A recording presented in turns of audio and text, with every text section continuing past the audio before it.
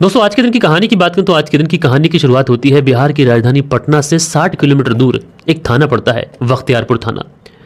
और ये जो बख्तियारपुर थाना है, इसी थाने के अंतर्गत एक गांव आता है, रवाइज गांव। ये जो रवाइज गांव है, इसी गांव के अंदर 7 जुलाई साल 2025 की सुबह सुबह तकरीबन 7 बजे के आसपास इस गांव से कुछ लोग अपने खेतों पर जाने के लिए निकलते हैं। कुछ लोग जब खेतों पर जाने के लिए निकलते हैं तो कुछ लोग को फ्रेश भी होना था, तो कुछ लोग इसी रजौली सड़क मार्ग पर एक नदी पड़ती है, घोंगा नदी। ये जो रवाइज गांव है, इसी रवाइज गांव के अंदर रजौली सड़क मार्ग है। इसी सड़क मार्ग पर एक घोंगा नदी पड़ती है और घोंगा नदी का जो पुल है, पुल से थोड़ा सा नीचे उतरने के बाद में जब लोग उधर होते हैं तो लोगों को दिखाई पड़ता है कि एक बोरा जो है वो ऐसा नदी के किनारे तैर रहा है। अब जैसे ही उस बोरे को लोग देखते हैं, देखने के बाद से ही ऐसा लगता है कि शायद ये बोरा जो है वो संदिग्ध है, क्योंकि उस बोरे का जो मुंह था वो इस तरीके से बांधा गया था और वो बोरा पानी के अंदर तैर रहा था। लिहाजा उसके बाद में वो जो लोग वहां पर मौजूद होते हैं तुरंत बख्तियारपुर पुलिस थाने में कॉल कर देते हैं। अब पुलिस को जब इस तरीके की इत्तला मिलती है कि रिवाइज गांव के अंदर जो रजौली सड़क मार्ग पर जो घोंगा नदी है, उस घोंगा नदी के अंदर इस तरीके से एक बोरा है जिसका मुंह बंधा हुआ है और वो नदी के किनारे पर तैर रहा है, लिहाजा पुलिस भी तुरंत दौड़ी दौड़ी भागी भागी घटनास्थल पर पहुंचती है। जो स्थानीय लोग वहां पर थे उन लोगों की मदद से उस बोरे को बाहर निकाला जाता है। दोस्तों जब बोरे को खोला जाता है तो जिस बात का अंदेशा लोगों को था वही कुछ उस बोरे के अंदर दिखाई पड़ता है। दरअसल इस बोरे के अंदर एक डेड बॉडी मिलती है। जो डेड बॉडी मिलती है, उस डेड बॉडी को देखने के बाद में ऐसा लग रहा था कि शायद इसकी बड़ी ही बेरहमी के साथ में हत्या की गई है, क्योंकि पहले तो इसकी पीठ पर 3 गोलियां मारी गई हैं, क्योंकि 3 जगह गोली लगने के निशान थे, और साथ के साथ इसकी गर्दन पर और इसके सर पर चाकू से भी हमला किया गया है। लिहाजा उसके बाद में जो लोग भी वहां पर मौजूद थे, पुलिस उन सारे लोगों से पूछती है कि तुम में से कोई भी इस व्यक्ति को जानता है। अब चूंकि आस पड़ोस के गांवों का मामला, अब ये जिस गांव के लोग वहां पर पहुंचे थे उस नदी पर, उस गांव के जितने भी लोग थे वो यही कहते हैं कि साहब हमने तो इस व्यक्ति को यहां पर पहले कभी नहीं देखा। अब उसके बाद में पुलिस जो थी वो आस पड़ोस के गांव में सूचना भिजवाती है कि इस तरीके से एक डेड बॉडी मिली है, ये उसका फोटोग्राफ्स है। अच्छा, आमतौर पर अगर किसी गांव के अंदर इस तरीके की खबर आती है तो आस पड़ोस के गांवों को वैसी खबर लग जाती है कि वहां पर हत्या हुई है, वहां पर एक डेड बॉडी मिली है। लिहाजा जो रवाइज गांव है, इस रवाइज गांव से भी कुछ लोग पहुंचते हैं और वो इस व्यक्ति की शिनाख्त कर लेते हैं। वो लोग कहते हैं कि साहब ये व्यक्ति तो कोई और नहीं बल्कि हमारे ही गांव का धीरज कुमार है। अब जैसे ही पुलिस को ये सूचना मिलती है कि ये व्यक्ति, इसका नाम धीरज कुमार है, पुलिस सांस में सांस लेती है कि चलो ठीक है, परिवार में उसकी खबर कर दी जाएगी। उसके बाद में परिवार वाले आएंगे, डेड बॉडी को क्लेम करेंगे और उसके बाद में इस पूरे हत्याकांड का हम लोग खुलासा कर सकते हैं। हो सकता है परिवार से ऐसी कुछ बातें पता चले। लिहाजा उसके बाद में परिवार वाले जो थे उन्हें सूचना दी जाती है। परिवार में जो पत्नी शालू होती है, उसके अलावा माता पिता, इन सबको खबर कर दी जाती है। उसके बाद में परिवार वाले आते हैं, परिवार वालों का रोते रोते बुरा हाल। शालू भी आती है, शालू भी रो रही है, ज़ारो कतार रो रही है। उसके बाद में पुलिस वाले इन परिवार वालों से पूछताछ करते हैं कि तुम्हारी किसी से कोई दुश्मनी, कोई रंजिश, किसी से हाल फिलहाल में कोई झगड़ा हुआ हो, किसी से कोई पैसों का लेन देन। क्योंकि पुलिस को यह भी पता चलता है कि ये जो व्यक्ति धीरज कुमार है, इसने हाल ही में अपनी जमीन भी बेची थी, तो पुलिस को ऐसा भी लगता है कि हो सकता है कोई पैसों का लेन देन का मामला हो। लिहाजा जो घर वाले होते हैं वो कहते हैं कि साहब हम तो बहुत सीधे साधे लोग हैं, ना हमारी किसी से कोई दुश्मनी, ना किसी से कोई रंजिश, ना हमारा कभी किसी से कोई झगड़ा हुआ है, ना किसी से कोई पैसों का लेन देन। लिहाजा साहब हमें तो किसी के ऊपर शक नहीं है, लेकिन जिसने भी ऐसा कुछ किया है उसे जल्द से जल्द आप गिरफ्तार करो। अच्छा, पुलिस वाले जो थे वो परिवार वालों को आश्वासन देते हैं कि तुम चिंता मत करो, जो भी व्यक्ति इस पूरे हत्याकांड के पीछे है हम उसे बहुत जल्द से जल्द गिरफ्तार कर लेंगे। अब उसके बाद में पुलिस वाले जो थे वो सोचते हैं कि चलो ठीक है, पत्नी शालू के भी बयान ले लेते हैं। जब शालू के बयान लिए जाते हैं तो शालू भी वही सारी बातें बताती है। लेकिन कहीं ना कहीं पुलिस को थोड़ा सा डाउट जब होता है कि जब पुलिस को ये पता चलता है कि यहाँ पर ये जो व्यक्ति गुमशुदा है और उसके परिवार ने कोई भी गुमशुदगी की रिपोर्ट दर्ज नहीं कराई है, तो पुलिस वालों को कहीं ना कहीं जो शालू होती है उसके ऊपर डाउट होता है, क्योंकि शालू सेपरेट रह रही थी परिवार वालों से, फैमिली से।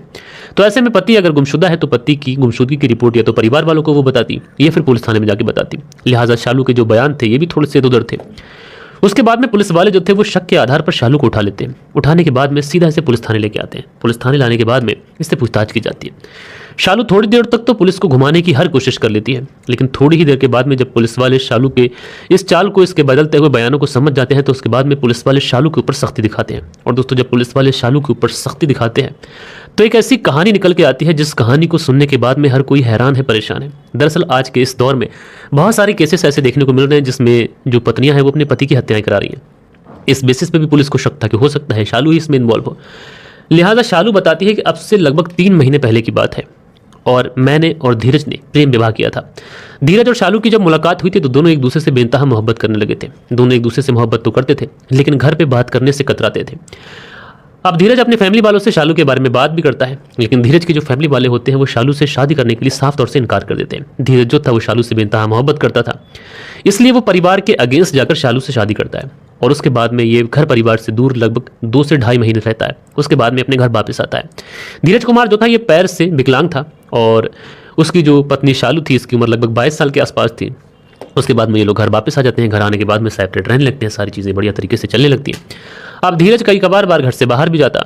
घर से बाहर जाता तो इसी बीच में जो शालू थी, ये अपने चचेरे देवर के साथ में एक तरीके से जो रिलेशनशिप होती है, जो जिसको हम लोग अवैध बोलते हैं, उन वाली रिलेशनशिप में आ जाती है। दोस्तों, एक ऐसे रिश्ते में बन जाती है जिस रिश्ते को समाज बिल्कुल भी इजाज़त नहीं देगा। अब उसके बाद में धीरज कुमार की गैर मौजूदगी में ये जो शालू थी अपने चचेरे देवर से मिला करती है, लगातार उसके साथ में इंटीमेट होती है, यही सारी चीज़ें चलती रहती हैं। लेकिन कहीं ना कहीं धीरज इस बीच में अपनी ज़मीन बेच रहा था, और शालू जो थी वो अपने चचेरे देवर के प्यार में कुछ इस कदर पागल हो चुकी थी कि वो उसी के साथ साथ जीने और मरने की कसमें खा चुकी थी। दोस्तों, ये वही लड़की थी जिसने अभी 3 महीने पहले धीरज से लव मैरिज की थी, लेकिन इसका जो लव मैरिज था वो खत्म हो चुका था, क्योंकि इसकी ज़िंदगी में एक नया प्रेमी आ चुका था। धीरज विकलांग भी था, इस वजह से भी जो शालू थी कहीं ना कहीं उससे थोड़ा सा बचती थी, लेकिन अगर बचती थी तो पहले ही उससे बच लेना चाहिए था। लेकिन इसी बीच में जब धीरज ने अभी हाल ही में अपनी 9 लाख रुपए की ज़मीन बेची, इसी समय शालू ने अपने चचेरे देवर के साथ मिलकर इस कत्ल की प्लानिंग कर ली। उसने सोचा कि उसने अपने इस प्रेमी को, जिसके साथ उसने शादी की है, इसको कत्ल कर देगी। कत्ल करने के बाद में इसकी सारी प्रॉपर्टी पे, इसके सारे पैसे पर उसके प्रेमी और शालू का कब्जा हो जाएगा। उसके बाद में दोनों शादी कर लेंगे और शादी होने के बाद में एक बेहतरीन जिंदगी गुजारेंगे। लेकिन कत्ल करना था तो कत्ल की प्लानिंग कैसे की जाए, उसके बाद में ये लोग प्लानिंग करते हैं। प्लानिंग के तहत ये लोग एक ऐसे लड़के को शामिल करते हैं जो उम्र में काफ़ी ज़्यादा छोटा होता है, और उसके बाद में धीरज को बताते हैं कि इस लड़के का बर्थडे है। उसके बाद में ये स्विफ्ट कार में, जो तारीख थी 6 जुलाई साल 2025 को, ये लोग निकलते हैं राजौली सड़क मार्ग पर, जो घोंगा नदी है उसके पुल पर, और वहाँ पर पहुँचकर उस बर्थडे का सेलिब्रेट कर रहे होते हैं जो उस लड़के का।